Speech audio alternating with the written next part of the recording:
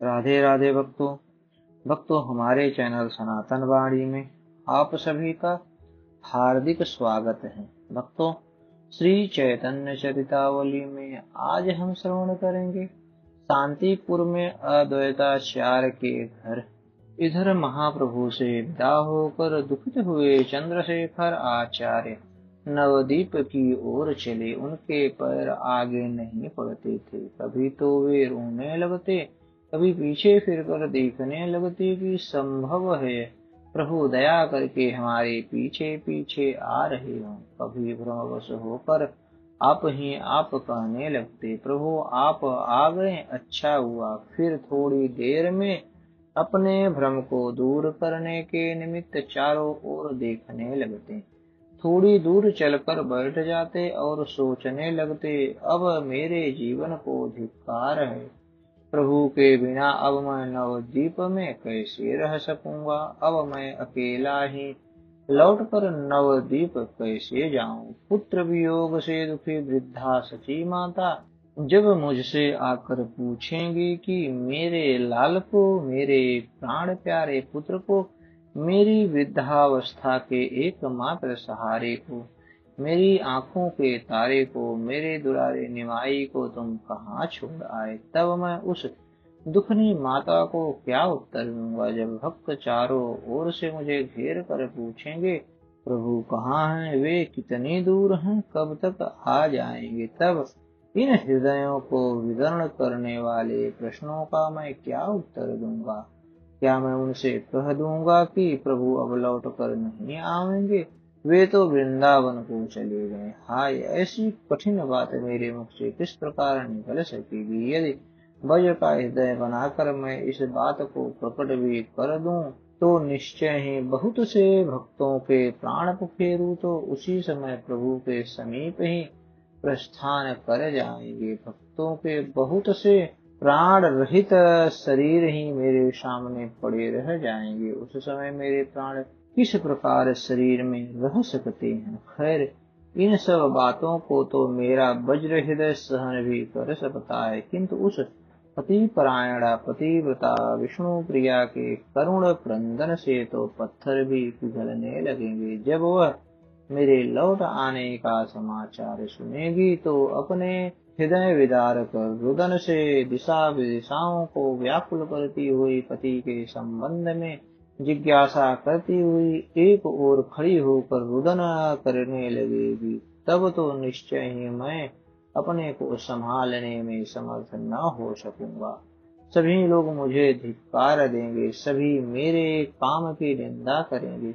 जब उन्हें पता चलेगा कि प्रभु के संन्यास संबंधी सभी कृत्य मैंने ही अपने हाथों से कराए हैं, जब उन्हें यह बात विदित होगी कि मैंने ही प्रभु को सन्यासी बनाया है, तो वे सभी मिलकर मुझे भांति भांति से धिक्कारेंगे।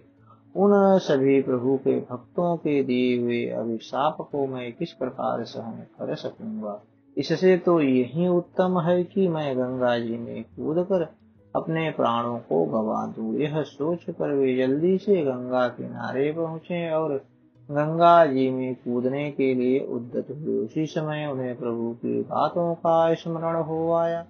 प्रभु ने माता के लिए और भक्तों के लिए बहुत बहुत करके प्रेम संदेश भेजा है। उनके संदेश को न पहुंचाने से मुझे पाप लगेगा। मैं प्रभु के सम्मुख कृतघ्न कर लाऊंगा। कौन जाने प्रभु लौट कर आते ही हों। मेरी दाई भुजा फड़क रही है, दाई आंख लहक रही है। इससे मेरे हृदय में इस बात का विश्वास सा हो रहा है कि प्रभु अवश्य लौट कर आएंगे और वे भक्तों से मिलकर ही जहाँ जाना चाहेंगे जाएंगे। इन विचारों के मन में आते ही उन्होंने गंगा जी में कूदकर आत्मघात करने का अपना विचार त्याग दिया और वहीं गंगा जी की रेत में प्रभु का चिंतन करते हुए बैठ गए। उन्होंने मन में स्थिर किया कि खूब रात्रि होने पर घर जाऊंगा, तब तक सब लोग सो जाएंगे और मैं चुपके से अपने घर में जाकर छिप रहूंगा। मेरे नवद्वीप आने का किसी को पता ही न चलेगा। इसलिए गंगा जी की बालुका में अकेले ही बैठे बैठे उन्होंने संपूर्ण दिन बिता दिया। खूब अंधकार होने पर वे गंगा जी के पार हुए और लोगों से आंख बचाकर अपने घर पहुंचे। घर पहुंचते ही नगर भर में इनके लौट आने का समाचार बात की बात में बिजली की तरह फैल गया। जो भी सुनता वहीं इनके पास दौड़ा आता और आते ही प्रभु के संबंध में पूछता। ये सबको धैर्य बताते हुए कहते, हाँ प्रभु शीघ्र ही लौट कर आएंगे। इतने में ही पुत्र के समाचारों के लिए उत्सुक हुई वृद्धा माता अपनी पुत्र वधू को साथ लिए हुए आचार्य रत्न के घर आ पहुंची।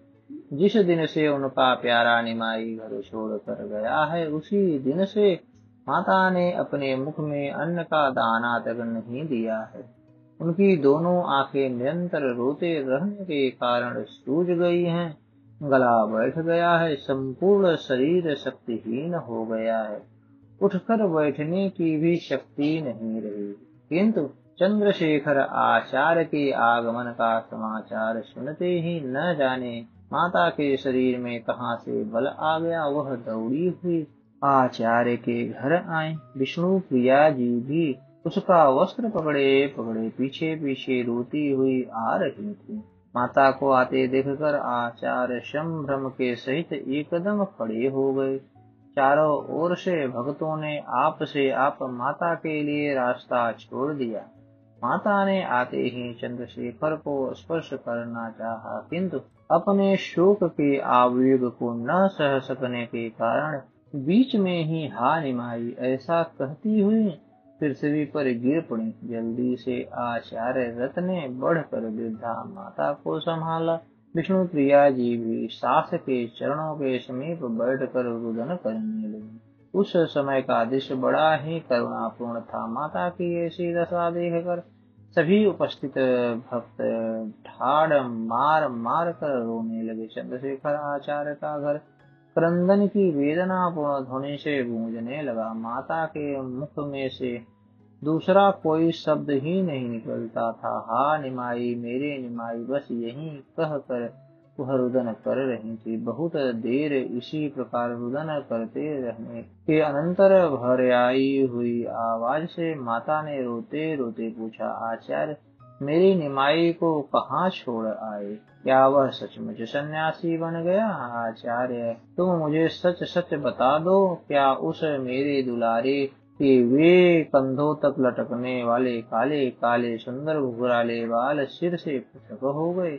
क्या किसी निर्दयी नापीत ने उन्हें छुरे की तीक्ष्ण धार से काट दिया?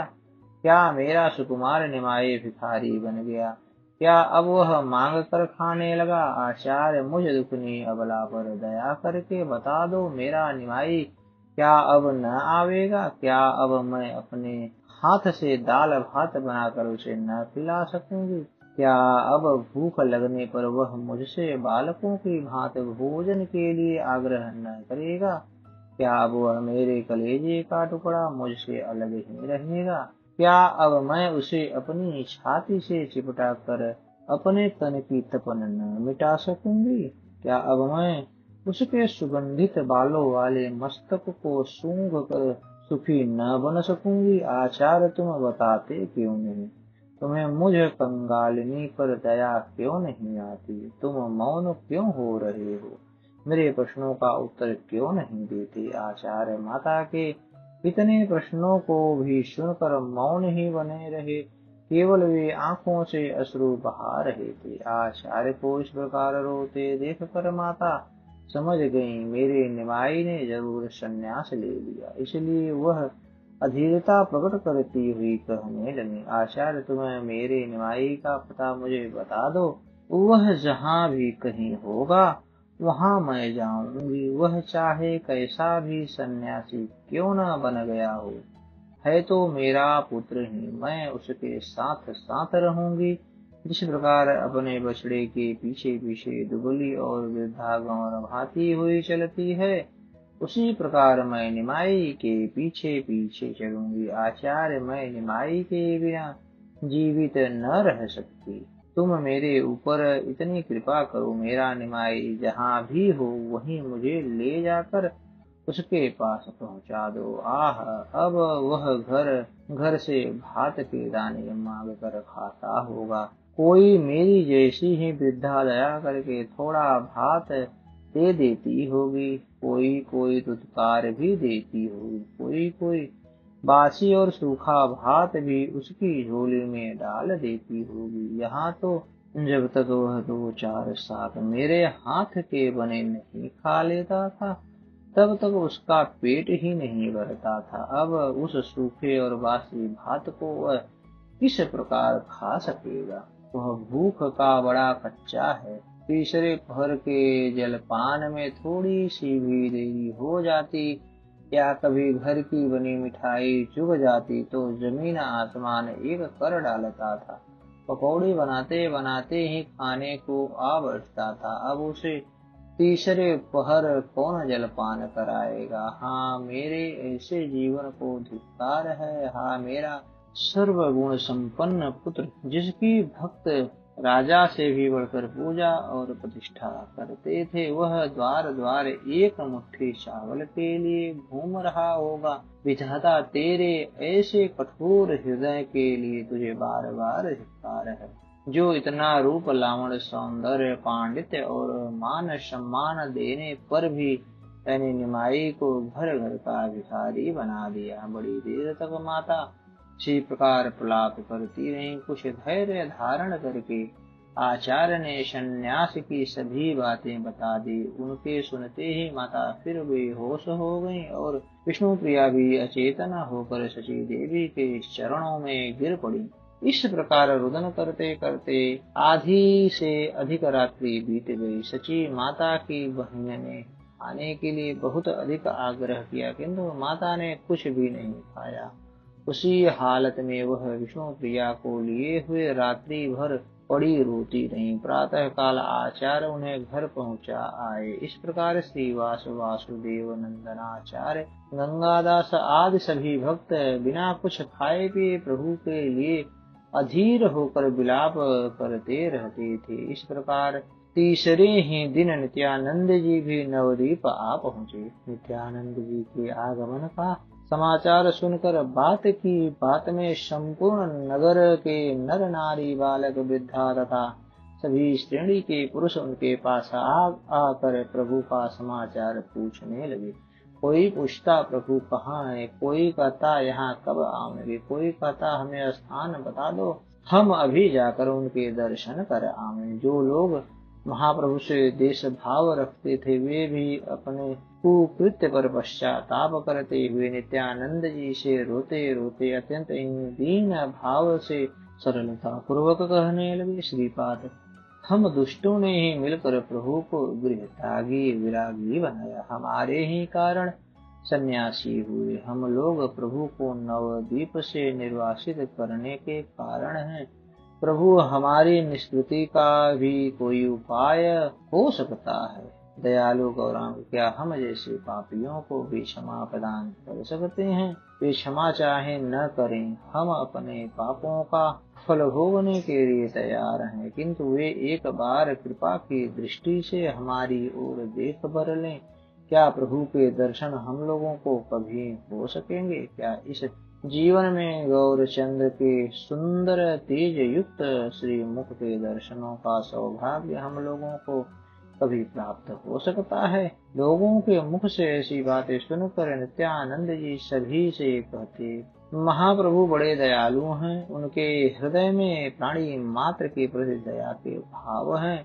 उनका शत्रु या अप्रिय कोई भी नहीं है। वे अपने अपकार करने वाले के प्रति भी प्रेम प्रदर्शित करते हैं। वे तुम लोगों के ही प्रेम के वशीभूत होकर हुलिया होते हुए शांतिपुर जा रहे हैं। शांतिपुर में वे आचार्य अद्वैत के घर ठहरेंगे। तुम सभी लोग वहीं जाकर प्रभु के दर्शन कर सकते हो। नित्यानंद जी के मुख से यह बात सुनकर कि प्रभु इस समय फुलिया में हैं, हरिदास के आश्रम पर होंगे और वहां से शांतिपुर जाएंगे, बस इस बात के सुनते ही लोग फुलिया की ओर दौड़ने लगे, कोई तो नाव पर पार होने लगे, कोई अपनी डोंगी को आप ही खींचकर ले जाने लगे, कोई घड़ों के द्वारा ही गंगा जी को पार करने लगे।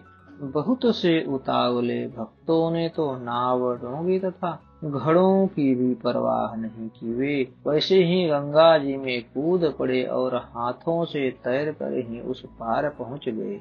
हजारों आदमी बात की बात में गंगा जी को पार करके फुलिया ग्राम में पहुंच गए। प्रेम में उन्मत्त हुए पुरुष जोरों से हरि बोल की गगन भेदी ध्वनि करने लगे। उस महान कोलाहल को सुनकर प्रभु आश्रम से बाहर निकल आए। सन्यासी वेशधारी प्रभु के दर्शनों से वह प्रेम में उन्मत्त हुई अपार जनता जोरों से हरि ध्वनि करने लगी। सभी के नेत्रों से आंसुओं की धाराएं बह रही थी। कोई तो प्रभु के मुड़े हुए सिर को और उनके गुरुए रंग के वस्त्र को देखकर जोरों से हा प्रभु हा हरि कहकर रुदन करने लगे। प्रभु ने सभी को कृपा की दृष्टि से देखा और सभी को लौट जाने के लिए कहकर आप शांतिपुर की ओर चलने लगे। बहुत से भक्त उनके साथ ही साथ शांतिपुर को चले। कुछ लौटकर नवद्वीप को आ गए। इधर नित्यानंद जी लोगों को प्रभु के आने का समाचार सुनाते हुए सची माता के समीप पहुँचे। उस समय माता पुत्र विशोह रूपी रोग से आक्रांत हुई बेहोशी के सहित आहें भर रही थी। नित्यानंद जी ने माता के चरण स्पर्श किए। माता ने चौंक कर देखा कि सामने नित्यानंद खड़े। अत्यंत ही अधीरता के साथ माता कहने लगी, बेटा निताई, तू अपने भाई निमाई को कहाँ छोड़ आया? तू तो मुझसे प्रतिज्ञा करके गया था कि मैं निमाई को साथ लेकर आऊंगा। वह कितनी दूर है? उसे तू पीछे क्यों छोड़ आया? तू तो संग लाने के लिए कह गया था। मेरा निमाई कहाँ है बेटा? मुझे जल्दी से बता दे। तेरे ही कहने से मैंने अब तक प्राण रखे हैं। अब तो मुझे जल्दी बता दे। कहीं तू भी तो मुझे निमाई की तरह धोखा नहीं देता। तू सच सच बता दे, निमाई कहाँ है? मैं वहीं जाऊंगी। तू मुझे अभी उसी देश में ले चल जहाँ मेरा निमाई हो। उपवासों से क्षीण हुई दुखनी माता को धैर्य बधाते हुए नित्यानंद जी ने कहा, माता तुम इतनी अधीर मत हो। मैं तुम्हारे निमाई को साथ लेकर आया हूँ। वे शांतिपुर में अद्वैताचार्य के घर पर हैं। उन्होंने तुम्हें वहीं बुलाया है। मैं तुम्हें वहीं ले चलूंगा। निमाई शांतिपुर है। इतना सुनते ही मानो माता के गए हुए प्राण फिर से शरीर में लौट आए। वह अधीर होकर कहने लगी, बेटा मुझे शांतिपुर ले चल। मैं जब तक निमाई को देख न लूंगी तब तक मुझे शांति न होगी। नित्यानंद ने देखा कि माता चिरकाल के उपवास से अत्यंत ही क्षीण हो गई हैं। उन्होंने निमाई के जाने के दिन से आज तक अन्न का दर्शन नहीं किया है। ऐसी दशा में यदि इन्हें प्रभु के समीप ले चलेंगे तो इन्हें महान दुख होगा। इसलिए इन्हें जैसे भी बने जैसे तैसे आग्रह पूर्वक थोड़ा बहुत भोजन कराना चाहिए। यह सोचकर उन्होंने कहा, माता मैं तो भूख के मारे मरा जा रहा हूँ। जब तक तुम्हारे हाथ का बना हुआ भोजन न पाऊंगा तब तक मेरी तृप्ति न होगी। इसलिए जल्दी से दाल भात बनाकर मुझे खिला दो, तब प्रभु के समीप चलेंगे। मुझसे तो भूख के कारण चला भी नहीं जाता। नित्यानंद जी की ऐसी बात सुनकर कुछ शंकित चित्त से माता ने कहा, निताई तो मुझे छल तो नहीं रहा है? मुझे भोजन कराने के निमित्त ही तो निमाई के शांतिपुर आने का बहाना नहीं कर रहा है। तो मुझे सत्य सत्य बता दे, निमाई कहाँ है? नित्यानंद जी ने माता के चरणों को स्पर्श करते हुए कहा, माता मैं तुम्हारे चरणों का स्पर्श करके कहता हूँ कि मैं तुम्हें ठग नहीं रहा हूँ। प्रभु फुलिया होकर शांतिपुर मेरे सामने गए हैं और मुझे तुम्हें लाने के लिए भी नवद्वीप भेजा है। नित्यानंद जी की इस बात से माता को संतोष हुआ। वह बड़े कष्ट के साथ उठी और उठकर स्नान किया, फिर विधिवत भोजन बनाया। भोजन बनाकर भगवान का भोग लगाया और नित्यानंद जी के लिए परोस कर उनसे भोजन करने के लिए कहा। नित्यानंद जी ने आग्रह के साथ दृढ़ता दिखाते हुए कहा, पहले माता कर लेंगी, तब मैं भोजन करूंगा। माता ने कहा, बेटा, मेरे भोजन को तो निमाई साथ ले गया, अब वही जब करावेगा तब भोजन करूंगी। उसके बिना देखे मुझे भोजन भावेगा ही नहीं। नित्यानंद जी ने कहा, तुम्हारा एक बेटा निमाई तो शांतिपुर है, दूसरा बेटा तुम्हारे सामने है। तुम अब भी भोजन न करोगी तो मैं भी नहीं करता। मैं माता को बिना खिलाए भोजन कर ही नहीं सकता। माता ने कुछ आग्रह के स्वर से कहा, पहले तू कर तो ले, तब मैं भी करूंगा। बिना तुझे खिलाए मैं कैसे खा सकती हूँ। नित्यानंद जी ने प्रेम पूर्वक बच्चों की भांति कहा, हाँ, यह बात नहीं है, मैं तो तुम्हें कराके ही भोजन करूंगा। अच्छा, तू मेरी शपथ खाकर कह दो कि मेरे कर लेने के पश्चात तुम भी भोजन कर लेगी। नित्यानंद जी के अत्यंत आग्रह करने पर माता ने भोजन करना स्वीकार कर लिया। तब नित्यानंद जी ने प्रेम पूर्वक माता के हाथ का बना हुआ प्रसाद पाया। उनके भोजन कर लेने के उपरांत माता ने विष्णु प्रिया जी को भी आग्रह पूर्वक भोजन कराया और स्वयं भी 2-4 ग्रास खाए, किंतु उनके मुख में अन्न जाता ही नहीं था। जैसे तैसे करके उन्होंने थोड़ा भोजन किया। माता के भोजन कर लेने के अनंतर नित्यानंद जी ने चंद्रशेखर तथा श्रीवास आदि भक्तों से कहा, आप लोग पालकी का प्रबंध करके माता को साथ लेकर अद्वैताचार्य के घर शांतिपुर आए। तब तक मैं आगे चलकर देखता हूँ कि प्रभु पहुँचे या नहीं। भक्तों ने नित्यानंद जी की बात को स्वीकार किया। वे शांतिपुर की तैयारियां करने लगे। इधर उतावले अवधूत नित्यानंद जी जल्दी से दौड़ते हुए शांतिपुर पहुँचे। अद्वैताचार्य के घर पहुंचकर नित्यानंद जी ने देखा प्रभु अभी तक वहां नहीं पहुंचे। तब उन्होंने आचार्य से पूछा, क्या प्रभु यहाँ नहीं आए? प्रभु के आगमन की बात सुनकर अद्वैताचार्य प्रेम में गदगद हो उठे। रुधे हुए कंठ से उन्होंने कहा, क्या प्रभु इस दीनहीन कंगाल के ऊपर कृपा करेंगे? क्या प्रभु अपने चरण धूलि से इस अकिंचन के घर को पावन बनावेंगे? नित्यानंद जी ने कहा, मुझे वे नवदीप भेजकर स्वयं फुलिया होते हुए आपके यहाँ आने वाले थे।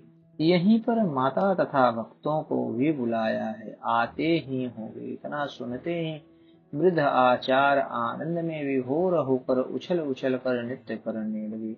उस समय उनकी दशा विचित्र थी।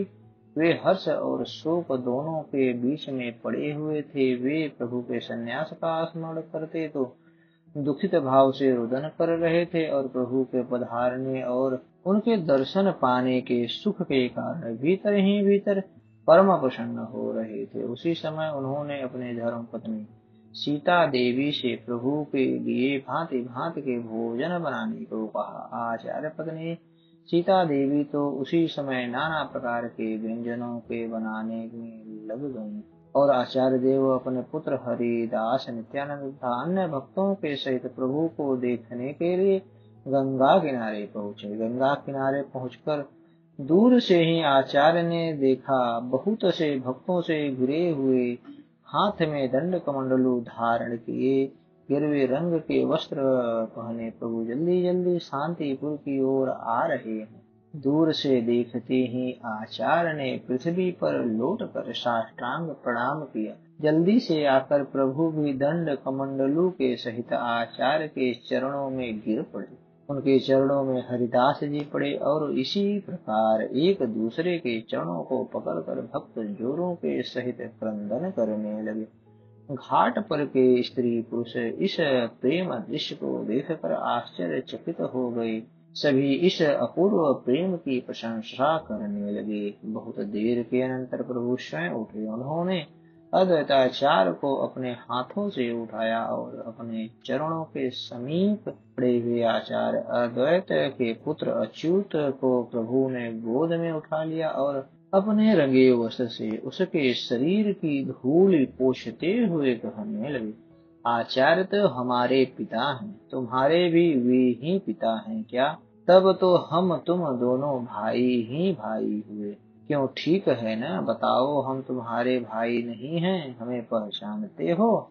बालक अच्युत ने उत्तर दिया, प्रभु आप चराचर जीवों के पिता हैं, आपके पिता कौन हो सकते हैं? आप तो वैसे ही मुझसे हंसी कर रहे हैं। बालक के ऐसे अद्भुत उत्तर को सुनकर अद्वैताचार्य आदि सभी भक्त प्रसन्न होकर उस बालक की बुद्धि की सराहना करने लगे। प्रभु ने भी कई बार अच्युत के मुख को चूमा और आप सभी भक्तों के सहित आचार्य के घर पहुँचे। घर पहुँचने पर आचार्य ने प्रभु के चरणों को धोया और अक्षत धूप दीप नैवेद्य चंदन पुष्पमाला आदि पूजन की सामग्रियों से विधिवत उनकी पूजा की। फिर प्रभु के पादोदक का स्वयं पान किया, भक्तों को बांटा और अपने संपूर्ण घर में उसे छिड़का। प्रभु के पधारने के कारण आचार्य के आनंद का ठिकाना नहीं रहा। वे बार बार अपने सौभाग्य की सराहना करने लगे। अस्तु भक्तों, हमारी यह कथा आपको कैसी लगी? कृपया कमेंट कर हमें अपना सुझाव दें और हमारे चैनल को ज्यादा से ज्यादा सब्सक्राइब करें। धन्यवाद।